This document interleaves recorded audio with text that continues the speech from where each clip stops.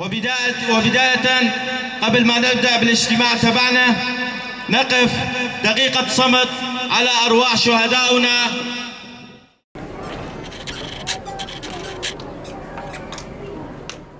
بداية نرحب بكم ونقول أهلا وسهلا، وعلى رأسنا وعيننا تشرفكم، ونحن سعداء جدا بمجيئكم.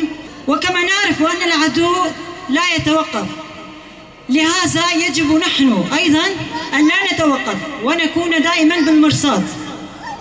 ويجب أن يعرف الأعداء بأننا جاهزون، ودائما بالخنادق وسلاحنا في أيدينا وعيوننا مفتوحة.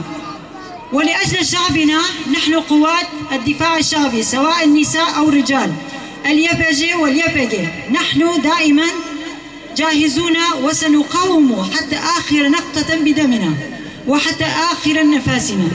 وهذا يعني أثبتنا هذا في الأيام الماضية، سواء في كوباني أو في طبقة أو في رقة، وحتى اليوم في عفرين وفي جميع المناطق.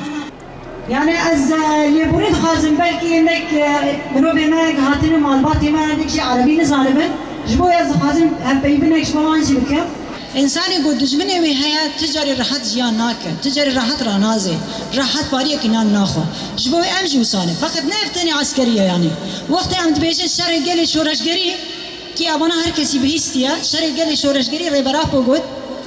اما شري قالي شورشگری چیه؟ ام نابجم برا انسانی ما همو بیند موضوع دمارا کیله که من سنگری دشار بکن. ليه هر انسانی ما گرک فرقاوی شری دبا، هر انسانی ما گرک آماده بونه وی هبه، گرک حاضر به.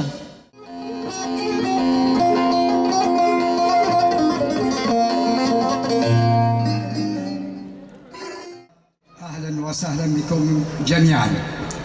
انا حسن زنجي والد الشهيد نومان الذي استشهد في مدينة شنغال، وأقول تحية عز وإجلال وإكبار إلى هؤلاء الشهداء الأبطال الذين ضحوا بدمائهم في سبيل الحرية، في سبيل كرامة هذا الوطن، في سبيل تراب هذا الوطن، في سبيل حماية هذا الوطن.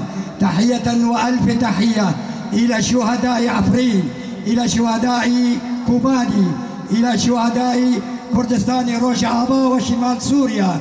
تحية إلى قوات سوريا الديمقراطية، تحية إلى قوات يبكا ويبجا، تحية إلى كل أبطال وثوار الذين يريدون الحرية والسلام في العالم.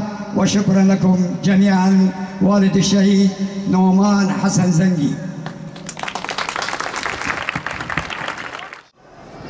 كليكا كردستاني مالباطا شهيدا فرمي البسكي جورج.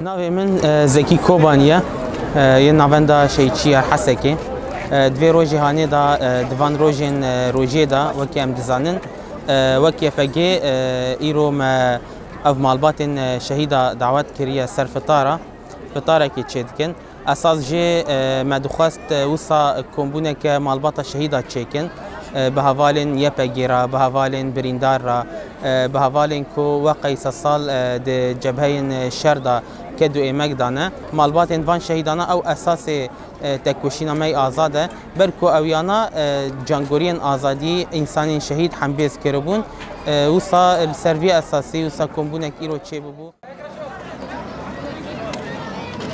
Thank you.